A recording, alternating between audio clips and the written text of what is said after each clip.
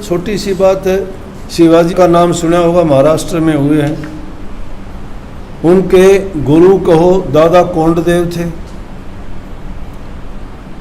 बड़े सूरवीर थे, योद्धा थे, अस्त्र शस्त्र के जानकार थे, शिवाजी के गुरु भी थे, शस्त्र गुरु। दरबार में वो बड़े ऊंचे पद पर सुशोभित थे, दूसरे लोगों को हर प्रकार से वो शिक्षा भी देते थे इन चीज़ों की जो गुण में थे। एक दिन जब वो जा रहे थे रास्ते से, गलती की बात बताता हूँ, तो उसके रास्ते में शाही बाग पड़ते थे, राजा के बाग, शाही बाग, जिन बागों को राजा का अधिकार था, उनमें बड़े बड़े आम लगे हुए।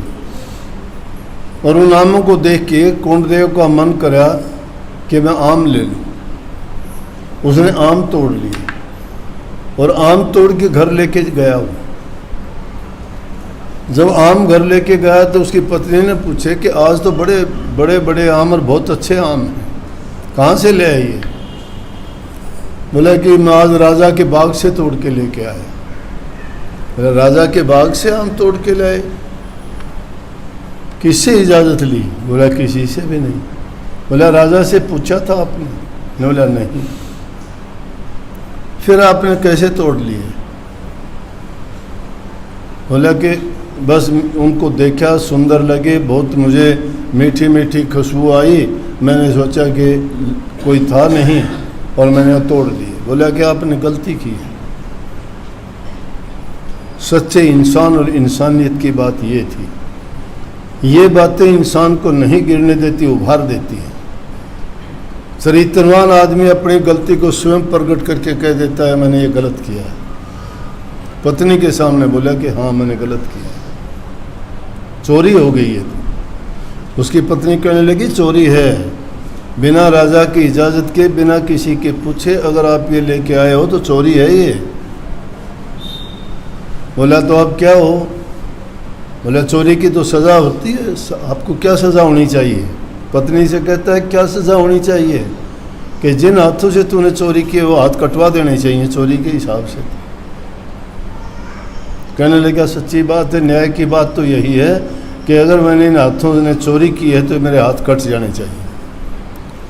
और दादा कोंडदेव ने तलवार उठा ली और तलवार उठा के अपने हाथ काटने वाले थे। कहने लगे रुको, इतनी बड़ी सज़ा देनी ठीक नहीं है।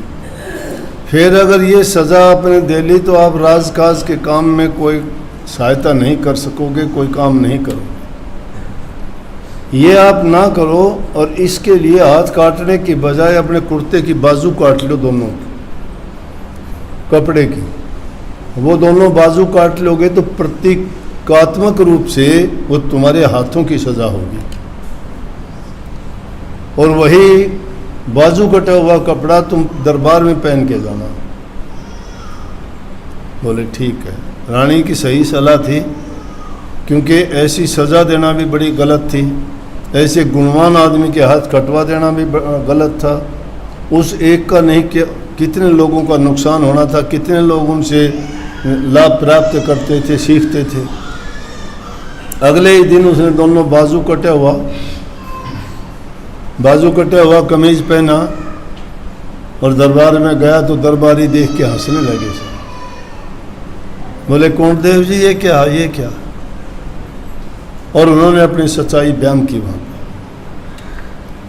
कि मैंने ये गलती की थी, पत्नी ने मुझे ये बताया, उसने दुरुस्त किया कि मेरे हाथों ने ये गलती की है तो हाथ काटने की सज़ा मैं देना चाहता था, लेकिन उन्होंने कही कि बाजू काट के भी आप प्रतीकात्मक रूप से ये कर सकते हो कि इनके हाथों ने गलती की थी, तो लोग देखेंगे तो तुम्हारी जो सज़ा है वो इसमें पूरी हो जाएगी।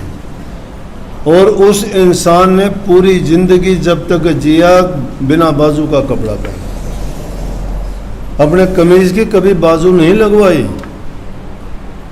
ये उन लोगों के सिद्धांत थे, ये चरित्र थे, ये नियम के पालना करने वाले थे। आज हम जाते सत्संग में हैं, जाते गुरु के पास हैं, नियम बताते हैं, सत्संग सुनते हो, ध्यान अभ्यास की बात करते हो, लेकिन खरे तो हम अपने चरित्र की ओर से भी नहीं उतरते।